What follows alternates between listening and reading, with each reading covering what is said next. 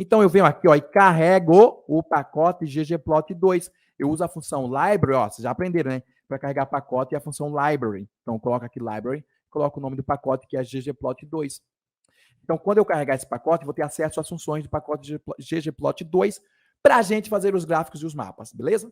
Então, ó, Ctrl mais Enter, executei. Agora eu tenho acesso às funções do pacote ggplot2. Beleza, mas a gente carregou aqui o pacote. E aí, pessoal, existe uma função nesse pacote chamada ggplot. Ó, o nome do pacote é ggplot2 e a principal função desse pacote é ggplot. E nessa função, para que serve? Ela serve para fazer uma ação. Qual é a ação? Fazer gráficos, fazer mapas. E nessa função, a gente vai ter que entrar com as informações. Quais são as informações que a gente vai entrar aqui? A gente vai entrar com os dados, moçada. Se a gente quer fazer um gráfico ou um mapa, meu Deus, a gente precisa primeiramente dos dados. Eu nunca vi fazer um gráfico sem dados. Então, quando você vai fazer um gráfico, você precisa entrar com os dados, certo? E onde é que estão esses dados? Estão na memória do computador. E como é que eu chamo ele para cá, né? Para o R? Através do nome dele. Qual é o nome dele? Dados. Então, eu venho aqui e vou entrar com os dados. Simples assim. Vírgula. Agora eu tenho que informar qual coluna de dados vai para o eixo X, qual coluna de dados vai para o eixo Y. É simples assim, tá? Agora, para eu informar qual coluna de dados vai para determinados eixos, né?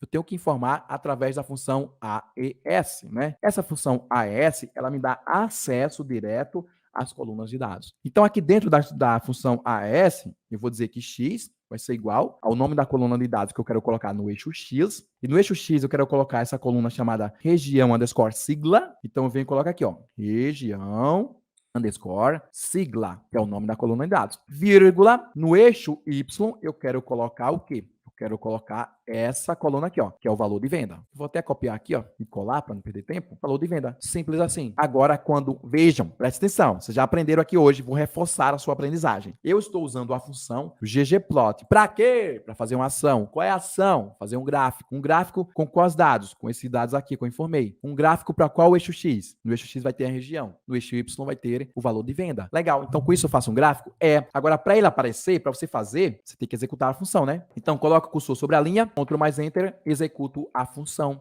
E aí ele já vai aparecer aqui para mim, ó, o gráfico. Ah, Marcel, que legal, já apareceu, né? É, apareceu a base do meu gráfico. O que é a base? É o eixo, são os eixos e o fundo do gráfico. Agora, a pergunta que eu te faço é, qual é o tipo de gráfico que você quer? Como você quer representar esses dados, né? A sigla da região versus o valor de venda.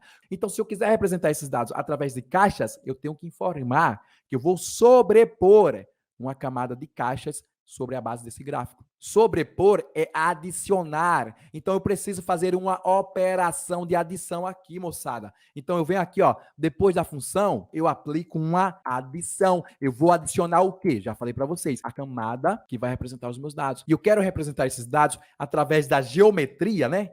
A figura geométrica chamada caixas. Então, eu venho aqui e uso a função, ó, geom _ boxplot. Essa aqui que eu vou usar. Ok. Então, o que é que eu estou dizendo aqui, moçada? Eu estou dizendo que eu estou fazendo um gráfico onde eu vou representar os dados através de caixas. Como é que eu encontro esse gráfico? Basta eu executar, ó, Ctrl mais Enter e vai fazer o gráfico aqui pra gente. Tá aqui o gráfico, olha só.